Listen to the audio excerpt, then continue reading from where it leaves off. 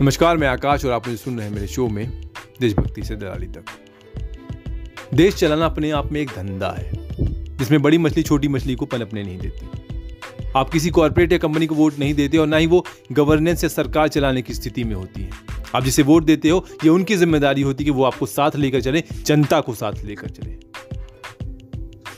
क्या ऐसी स्थिति आ गई है जब हर एक व्यक्ति जो कॉर्पोरेट वर्ल्ड में है वो ये महसूस करने लगा है कि अगर वो सरकार सत्ता के साथ नहीं खड़ा होगा तो उसकी दुकान नहीं चलेगी। अगर वो उनकी बोली नहीं बोलेगा तो उसका धंधा नहीं चलेगा। अगर वो उनकी तारीफ नहीं करेगा तो फिर देश में उसका धंधा करना नामुमकिन हो जाएगा। पिछले एक साल में करीब 8,000 व्यापारियों ने देश को छोड़ा है। पिछले करीब 8 सालों में 50,000 व्यापारियों ने अपने बुरिया बिस्तर बांधकर वो किसी और देश में सेटल हो गए, वहां की सिटीजनशिप ले ली है। भारत के अंदर कॉर्पोरेट वालों का दिवालिया हो रहा है बीजेपी और मोदी गवर्नमेंट में। दो नाम को छोड़ दिया जाए, अडानी और अंबानी को। अभी कुछ दिनों पहले IIM इंदौर, IIM अहमदाबाद में इन्फोसिस के फाउंडर नारायण मूर्ति ने स्टूडेंट के सामने ये बात कही कि भारत की जो स्थिति है वेस्टर्न कंट्रीज के सामने वो बहुत ही मजबूत है। बहुत ही मजबूत तरीके से भारत दावा पेश कर रहा है। बहुत ही अच्छी बात है ये। पर यही नारायण मूर्ति हैं जिन्होंने ये बात कही थी कि मनमोहन सिंह की इकोनॉमिक पॉलिसीज ने मंदी के दौर में भारत को एक मजबूत और ताकतवर देश की तरह बरकरार रखा। स्थिति यह थी कि अमेरिका में लोगों को नौकरी देने के लिए भारत रेडी था।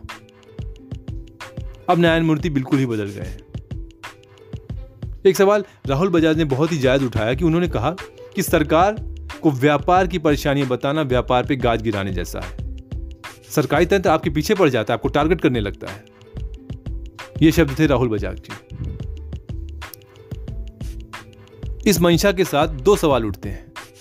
पहला, कॉर्पोरेट अगर अपना बिजनेस ग्रो करना चाहती है तो कॉर्पोरेट को सरकार की हर इकोनॉमिक पॉलिसीज को सपोर्ट करना होगा, सरकार के साथ खड़ा होना होगा और सरकार की नीतियों की तारीफ करनी होगी। और जो दूसरा सवाल उठता है जो बहुत ही जरूरी और नाजुक भी है, जो यह है कि अगर कॉर्पोरेट इकोनॉमी की नाजुक हालत को समझते हुए भी सरकार की गलत इंफ्रास्ट्रक्चर, सरकार की गलत इकोनॉमिक पॉलिसीज को फेवर कर रहा है तो आने वाले जो एंटरप्रेन्योर हैं वो एक ढर्रे में चलेंगे जिसमें देश स्वतंत्र धंधा, स्वतंत्र व्यापार, स्वतंत्र बिजनेस नहीं कर सकता। मैं आकाश और आप मुझे सुन रहे थे मेरे शो में देशभक्ति से दलाली तक। जय हिंद, जय भारत।